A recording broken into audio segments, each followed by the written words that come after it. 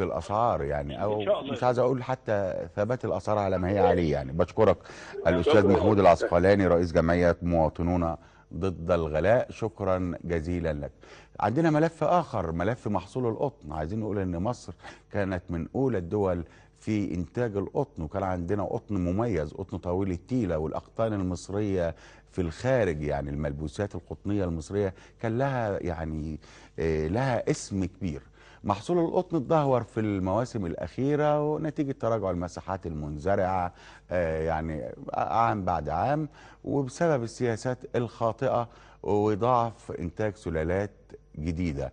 وده كمان خلى المزارعين ينصرفوا عن هذه الزراعة لأنها ما بتحققش المكاسب المرجوة، وما كانش في دعم صريح، خلينا نبقى واضحين، من الدولة لزراعة محصول القطن. وخاصة ان مصانعنا العامة اللي كانت يعني تعتمد على القطن طويل التيلة تم استحداث سلالات اخرى قصيرة الطيلة. وموضوع كبير ملف زراعة القطن وصناعة النسيج المرتبطة بهذا الملف. خلينا يعني تصريح من التصريحات الهامة للدكتور عبد المنعم البنا بضرورة اتخاذ قرارات جريئة يعني وسريعة لإنقاذ محصول القطن قبل زراعته في شهر مارس القادم إن شاء الله. لقراءة حول هذا الموضوع ينضم إلينا عبر الهاتف الدكتور خالد عبد العزيز عياد، الباحث الزراعي. دكتور خالد، مساء الخير. اهلا بيك يا فندم، انا استاذ بمركز البحوث الزراعيه. طب يا فندم، اهلا بيك يا فندم. طبعا أمرني. مركز البحوث الزراعية يعني ده قامة كبيرة يعني، وإن كنا نتمنى منه الكثير دكتور.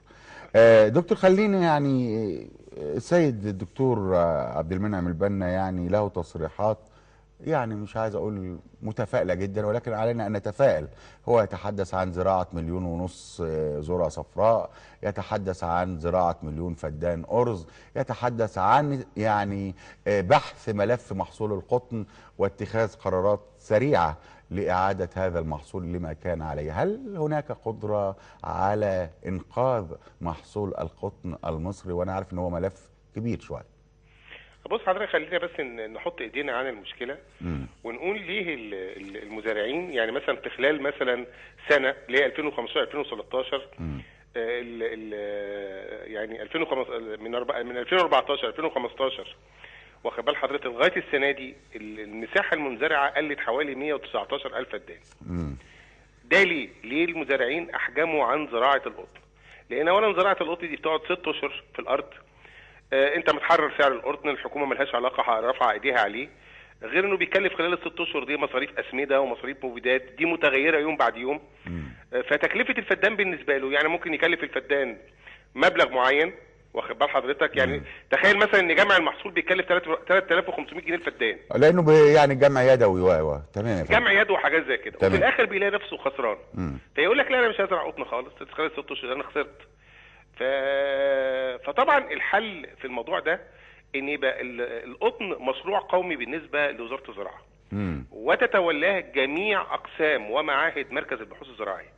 تمام. ما يبقاش قسم واحد الموضوع، مثلا قسم واحد مثلا قسم محاصيل القطن او قسم ديدان اللوز او قسم دودة ورق القطن، لا، تبقى مشروع قومي لمركز البحوث الزراعيه، لان ده يعني محصول قومي هو والقمح، بحيث ان قبل زراعه القطن بيبقى في مجموعه من كل معهد او كل قسم متمثله في المرشدين الزراعيين اللي هي لقيناها في الايام الاخيره ما بقتش موجوده. يعني بقينا الفلاح لا لاقي مرشد زراعي ولا لاقي حد يديله الاسمده ولا النطرات ولا خطه في المبيدات ولا اي حاجه خالص، بقى لوحده، وفي الاخر القطن بتاعه بيبيعه بسعر بخس جدا جدا جدا.